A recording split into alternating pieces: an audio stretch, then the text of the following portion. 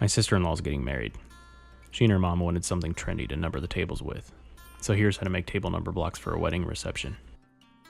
When you're picking out wood, save yourself a step and pick out the same size boards. For me, I have to rip one down to the size of the smaller one. I went with birch because it's super awesome and definitely not because it was the only wood I had on hand. From here, it's just a standard ripping procedure. I sandwich the smaller board on the table saw between the blade and the fence. You can measure it if you want to get all scientific about it. I really need an outfeed table.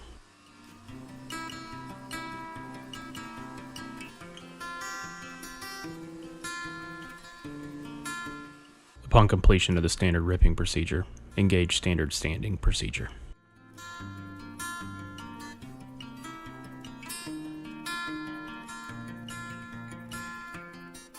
Quit messing around and blow your wood off. Blow your wood off. Dust. With your air hose. That was almost weird. When I stain, I like to rub my wood. Too far! God! Apply the stain in a circular or across the grain motion. It doesn't really matter so much with birch or poplar, but with oak or ash or hickory, the stain has a tendency to miss some of the grains if you apply it with the grain.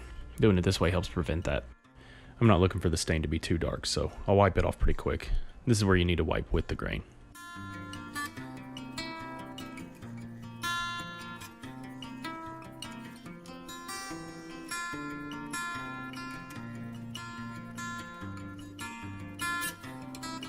After the size of the blocks have been decided, it's just setting up a stop block on the miter saw. Square up the end and cut as many as possible.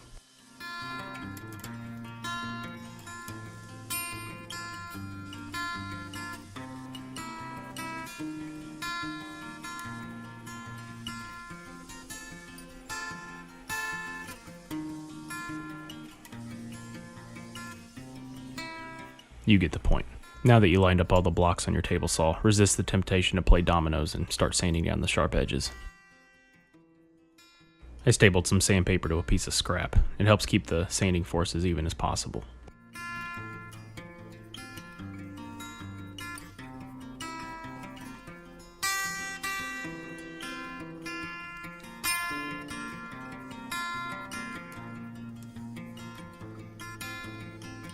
Easy enough. Line up a group of them and lightly clamp them together. Now you can move and stain a group of them at once. This also prevents the stain from darkening the parts that are already stained. If it looks like the stain isn't going on very easy, you're an astute observer. The slightly drier stain rag helps to prevent the stain from getting all over the parts you already stained. Good eye.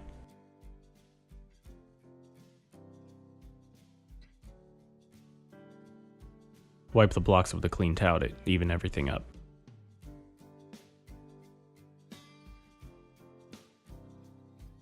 Yeah, I know, these look like they came straight out of board and brush. I just do what I'm told.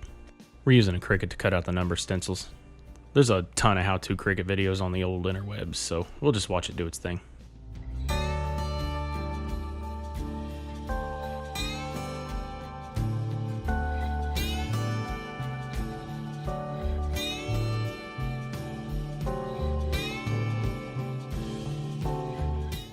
The Cricut mat is really sticky when it's brand new, so wear the stickiness down as much as you can before you use it. Then put some masking tape around the border to help hold the material in place when it goes through. It makes pulling these numbers off way easier.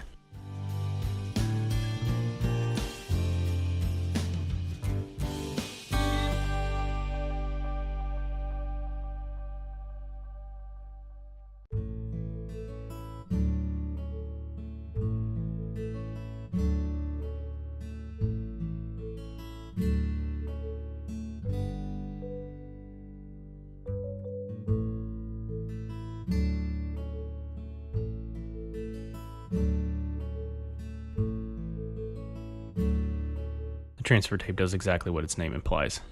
This step is pretty important to making the numbers look profesh, so get some if you don't have any.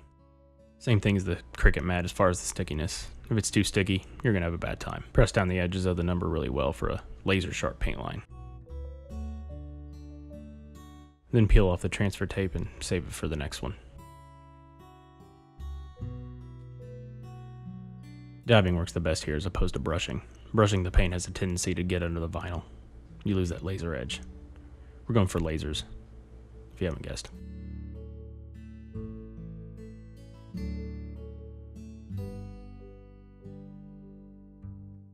Peeling off the vinyl can make a painty white mess if you're not careful, so take it slow.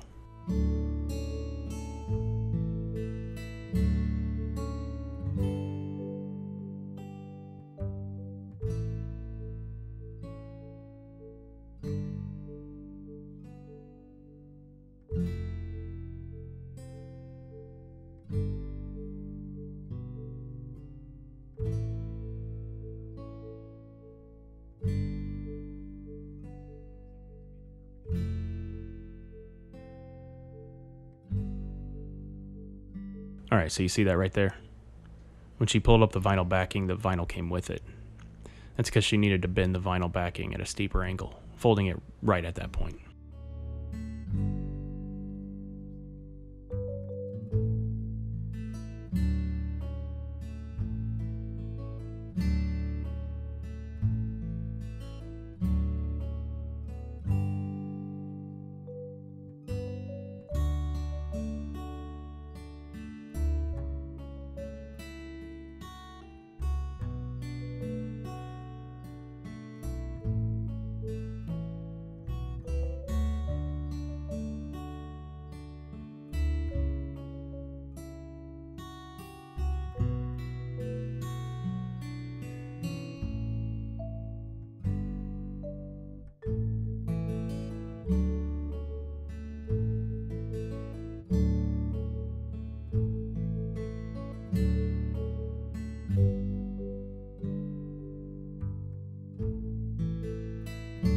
Whatever you do, don't focus right here.